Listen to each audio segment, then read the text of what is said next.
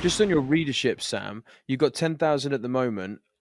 Have you hit a ceiling? Is there a total addressable market of landlords and investors in the UK where you think it may start to plateau at readership, and you may need to diversify the copy and content to open up new markets? What's your thought process there? Yeah, I think so. We, you do see sort of the hockey stick growth, and I think we're getting to a point because we're targeting more experienced investors. That's a much smaller market than saying we're going to go after the people that want to get into property, because the pool of people that want to get into property is forever growing every week with new courses coming out. So that's been challenging, but that's why what we're doing is we're relaunching new magazines into different markets now, to get that content in front of more people. But yeah, I mean that was the market really, where you've got millions of eyes wanting to get into the inspiration of property, which is a great idea to have a different brand.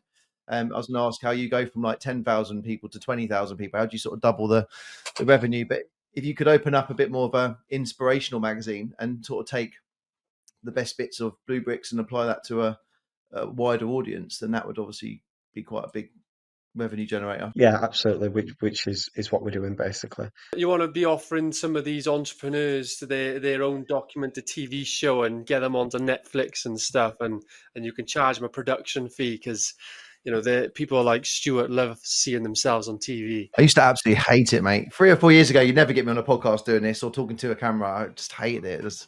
But then you do it for 50 hours and then it just becomes normal, doesn't it? Yeah, I mean, it's interesting you say that, because I was sat with Nathan yesterday, and I want to acquire businesses to help Blue Bricks grow. That's another plan of mine. I've got, obviously the back in there to do that. And I think my next stage will be to acquire another business to bolt on, which I'm thinking like a marketing agency, because I was taught vertical integration. So always keep. Before you do that, Sam, let's go around the room. Ryan, Stuart, myself.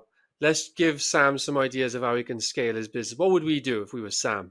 I was about to. I was gonna. If you were asking that question without hearing Sam's answer, I would say, yeah, having a solid marketing team and distribution is a way that you can then kind of take your platform and just steroid inject different products and service offerings, and you can test them initially and see if they work. It's basically what we've done in property, just a whole different sort of audience. Well, similar audience profile actually, but a whole different business model. So I think that's a really good idea. If that's your instinct, I'm a sales and marketing kind of guy. Like that's where I'd be going with it. And then there's the product offerings and other things you could tether onto that. That'd be my answer. Sales and marketing. Similar. I just think that, yeah, casting the net and actually trying to build the brand as a bit of a personality that is out there, it's going the same theme, trying to find different people doing the same sort of concept. And then yeah, I would want people who, like, we're about to move house, so we're now looking at different bathroom styles, we're looking at different kitchens, we're looking at the gardens and home, and that whole environment I think is more of a lifestyle. And I would try and tap into that market because that's huge. And that will literally inspire more people to become maybe SME builders and take on a smaller project and sort of see that it is possible. So I think tapping into that sort of mass market would be what I would try and do. And then my brain's been swirling around lots of things, just as it always does with every business. But the opportunities, there's just countless, isn't it? You can either, I know you've talked about it before, but in terms of you didn't pay for them or anything, but with the readership and the people, you could create some form of funnel from a book with all the lessons. Well, they've got the magazine, but that as a lead gen into some type of practical courses across different themes from the people that you've learned from, that people would pay for to get, specific advice on business scaling, or on, just these like online courses. That's also scalable. You could then also do a separate community as part of it, for like a membership community for people who are your readers that might want to pay for an additional community for more interactive studying around the themes of all, of what your magazine covers.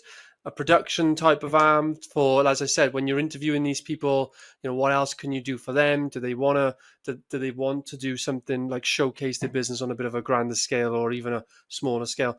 The one thing I would say though as well is, don't forget about your personal brand. I would say Sam Ryan taught me this. Building the business brands are fine and great and obviously needed for the business, but like most businesses, they're either going to end They're going to be sold. You're going to pass them on to the team.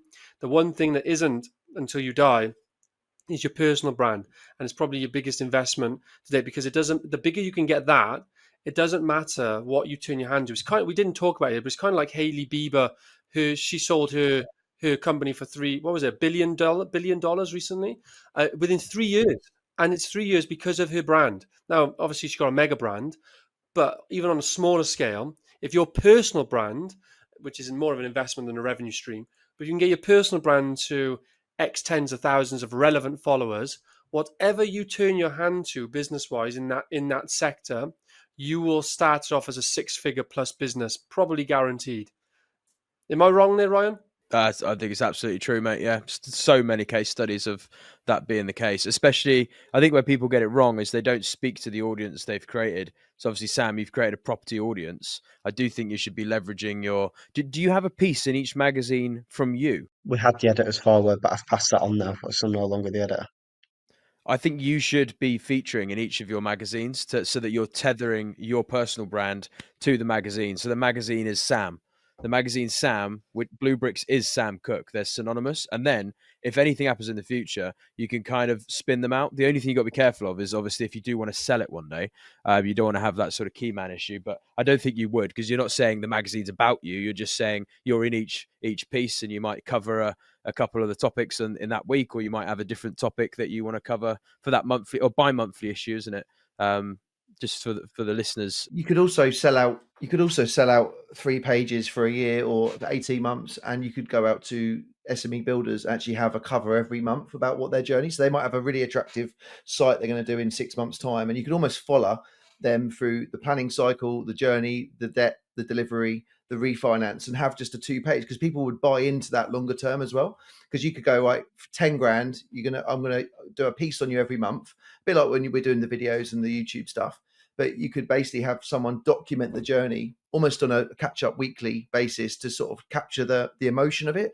What I really would love to have captured on some of our old sites is the frustrations with dealing with the planning. And at the time, you're in it and you're so heated and frustrated.